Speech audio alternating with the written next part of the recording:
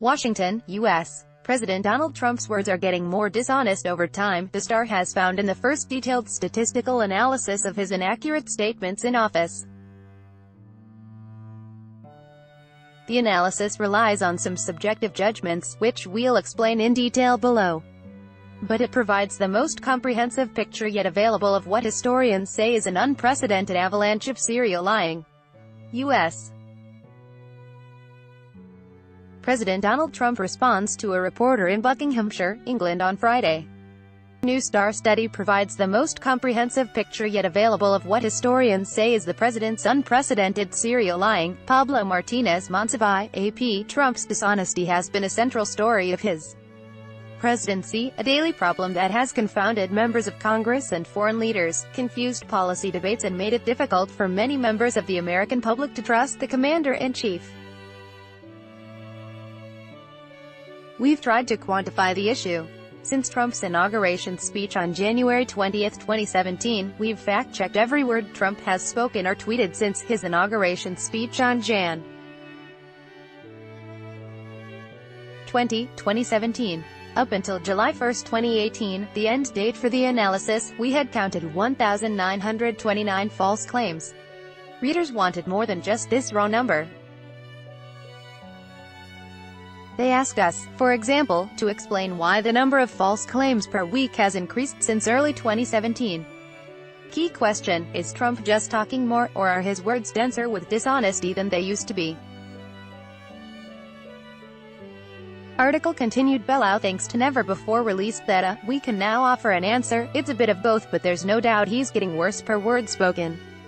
Our conclusions. Toronto Star graphic. There's a lot of dishonesty. Of all the words Trump said and tweeted as president as of July 1, 5.1% were part of a false claim. Expressed differently, Trump uttered a false word every 19.4 words. Trump's dishonesty density is increasing. The issue isn't just that he's talking more these days. It's that what he's saying is less truthful. In weeks that started in 2017, 3.8% of Trump's words were part of a false claim. In 2018, it's 7.3%. Expressed differently, in 2017, Trump said about 26 words for every one false word. In 2018, it's down to about 14 words per one false word. Toronto Star graphic. Word count aside, his raw number of false claims has spiked. Trump made 2.9 false claims per day in 2017.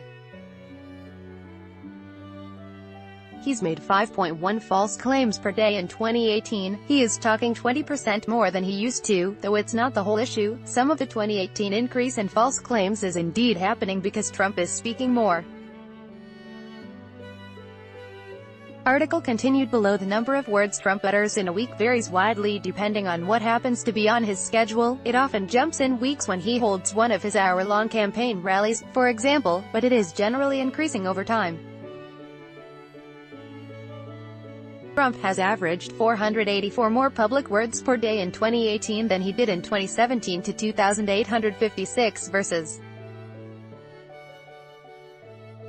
2,372, a 20% increase. Toronto Star graphic. There is a strong statistical correlation, 0.73, on a scale that goes up to 1, between the number of words Trump speaks in a week and the number of false claims he makes in a week.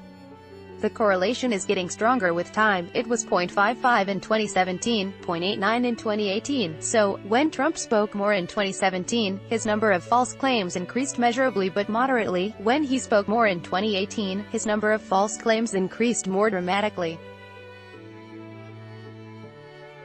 We have a theory about why there is now a stronger correlation between how much Trump talks and how many false claims he makes. He appears to have started ad-libbing more frequently in recent months than he did at the beginning of his term, when he was less comfortable. We know from experience that Trump makes more false claims when he is improvising rather than reading from a staff-written speech. He's quite dishonest in interviews. Unsurprisingly, Trump has uttered more false claims in his many speeches, 648 of the 1,925, than anywhere else. What's more notable about the data, Trump makes the second most false claims, 380, in interviews.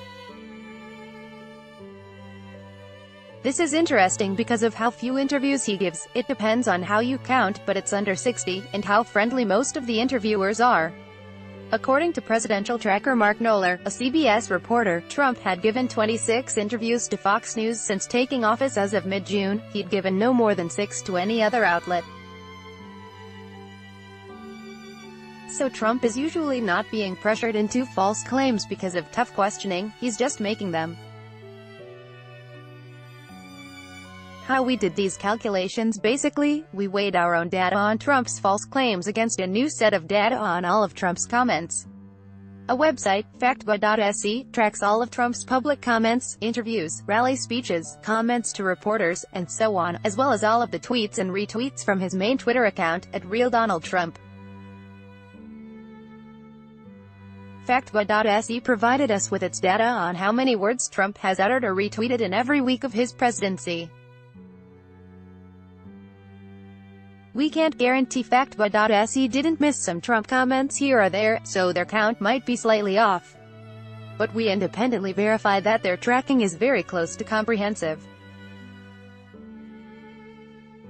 On 3 occasions Factba.se chose not to include a Trump interview because a full transcript was not available. We added those words to the count ourselves. We also did our own word count of 6 radio interviews and 2 television interviews Factba.se had not included. The grand total: Trump said 1,340,330 public words from his inauguration through July 1, 2018. To calculate a dishonesty density, we wanted to judge that total against the number of words that were part of his false claims. To do that, we went back to our own false claims database. Since Factba.se doesn't keep track of Trump's Facebook posts or news releases, we got rid of the 4 false claims Trump made in those formats. That took us down to 1,925 false claims. Then we did a word count. The grand total there: Trump said 68,928 words as part of his false claims. With this number, 68,928, we were able to calculate what percentage of Trump's 1,340,330 total words were involved in a false claim. Again, it's 5.1%, and since we had the numbers broken down by week, we were able to calculate a weekly dishonesty density percentage, then see what the trend was. Again, it's rising. There is a fair degree of subjectivity in these calculations. The false claims word count depends on where we decided to start and end a given false statement. If Trump says, "I've been learning about science, it's very interesting, and I've learned that most experts think pigs can fly," is the false claim 3 words, "pigs can fly," 6 words, "most experts think pigs can fly," or the whole 18-word sentence. We believe we have been conservative in our quoting decisions. We won't include an entire monologue about Mexico that came before a false claim about Mexico. But we've often left in some words before or after the claim when we believe they are directly connected to the claim. For example, Trump said in June, "So, we have, through our Secretary of Labor, Alex Acosta, we just came out with the association plan, which is phenomenal. Millions and millions of people are signing up." The heart of the false claim is 8 words, millions and millions of people are signing up. Nobody is allowed to sign up yet. But we include the 21-word previous sentence because it is part of the same thought and necessary to understand the false claim.